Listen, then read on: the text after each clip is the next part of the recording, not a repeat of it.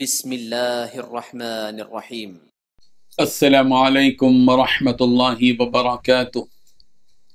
الحمد لله وكفى وسلام على عباده الذين اصطفى أما بعد. حاضرین و ناظرین، یہ درس نمبر 1701 ہے اور آج سورہ فاطر کی 4 آیتوں کی تلاوت و تشریح کی جائے گی۔ آیت نمبر 19، 20، 21 اور 22، 19، 20، 21 and 22۔ چلیے سب سے پہلے ہم ان 4 آیتوں کی تلاوت کرتے ہیں، لفظی ترجمے اور ترجمے کے بعد تشریح کرتے ہیں۔ اعوذ باللہ من الشیطان الرجیم، بسم اللہ الرحمن الرحیم۔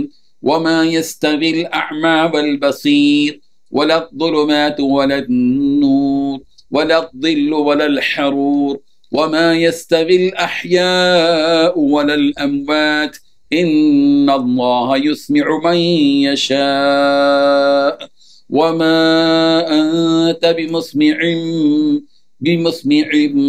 من في القبور صدق الله العظيم۔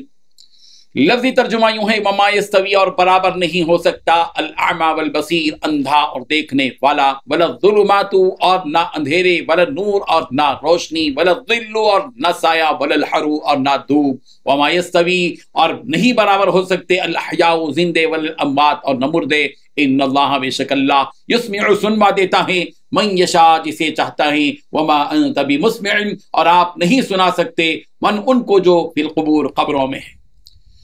ترجمہ یوں ہے، اور اندھا اور آنکھ والا برابر نہیں، اور نہ اندھیرا اور روشنی، نہ سایہ اور دھوپ، اور نہ زندے اور مردے برابر ہو سکتے ہیں۔ اللہ جس کو چاہتا ہے سنوا دیتا ہے، اور تم ان کو جو قبروں میں مدفون ہیں نہیں سنا سکتے۔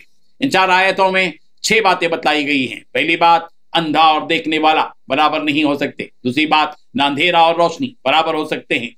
نمبر 3، نہ ہی سایہ اور دھوپ برابر ہو سکتے ہیں۔ نمبر 4، زندہ لوگ اور مردے برابر نہیں ہو سکتے۔ 5ویں بات، اللہ جس کو چاہتا ہے بات سنوا دیتا ہے۔ 6ویں بات، تم ان کو بات نہیں سنا سکتے جو قبروں میں پڑے ہوئے ہیں۔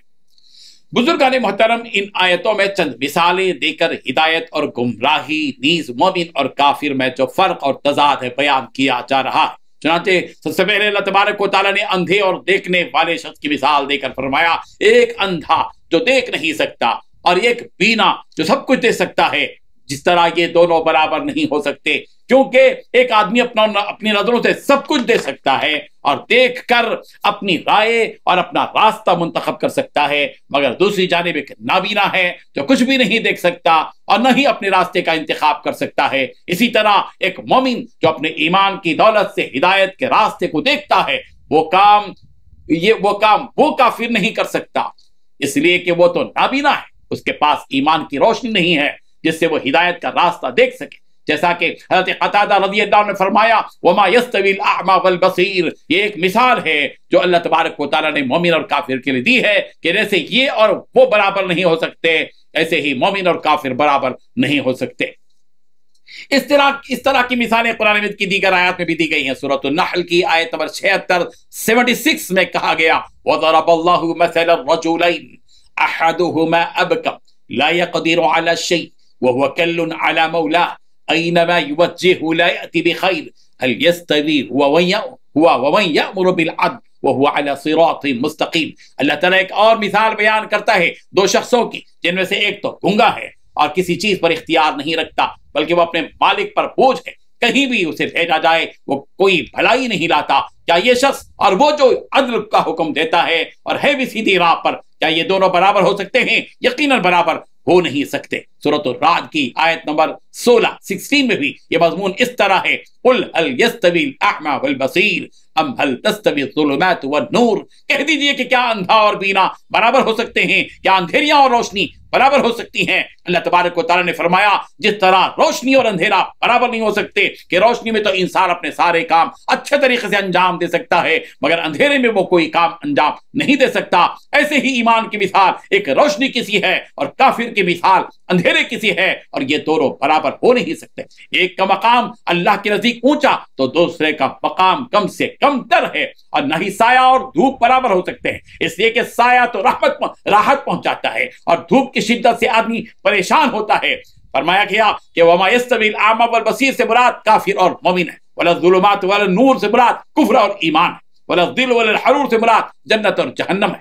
अल्लाह तबारक व तआला ने फरमाया जिंदा और मुर्दा दोनों बराबर हो नहीं सकते, यानी जिसके दिल जिंदा हैं अल्लाह पर ईमान लाने की वजह से, अल्लाह की नाजिल करदा किताब की सच्चाई को मानने की वजह से उनका दर्जा तो बुलंद है, बुलंदतर है, और जिसके दिल मुर्दा हैं कुफ्र के उन पर गालिब आने की वजह से वो अल्लाह के हुक्मों और उन चीजों के दरमियान फर्क नहीं कर सकते जिससे उनको रोका गया, उनका तो रब्बुल जलाल के पास कोई दर्जा और मकाम ही नहीं है। ये तमाम की तमाम मिसालें हैं जो अल्लाह तबारक व तआला ने मोमिन और काफिर के लिए दी हैं, जिनसे मालूम होता है कि काफिर की अहमियत मोमिन के मुकाबले में कुछ भी नहीं है। सूरह हूद की आयत नंबर 24 में भी अल्लाह तबारक व तआला ने इसी तरह का मज़मून यूं बयान फरमाया, मसलुल फरीक़ैनि कल अअमा वल असमी वल बसीर वस समी' हल यस्तवियानि मसला, उन दोनों लोगों की मिसाल जैसे कि अंधे और बहरे, बीना और सुनने वाले की तरह हैं, तो क्या ये दोनों मिसाल में बराबर हैं? अल्लाह तबारक व तआला ने फरमाया अल्लाह ताला अपनी बात जिसे चाहे सुना सकता है, मगर आप मुर्दा कौमों को अपनी बात नहीं सुना सकते। इस आयत के दो मतलब मुफस्सिरीन ने बयान किए हैं। पहला मतलब यह कि यहाँ सुनाने से मुराद हिदायत है कि अल्लाह ताला अपनी मखलूक में से जिसे चाहे हिदायत से नवाज सकता है, जिसे चाहे वो सीधे रास्ते की हिदायत दे सकता है, मगर मोहम्मद सल्लल्लाहु अलैहि वसल्लम आप ऐसा नहीं कर सकते। आपकी बात तो वही मानते हैं जो अल्लाह को बिन देखे ईमान लाते हैं, जैसा कि पिछली आयत में बयान फरमाया गया।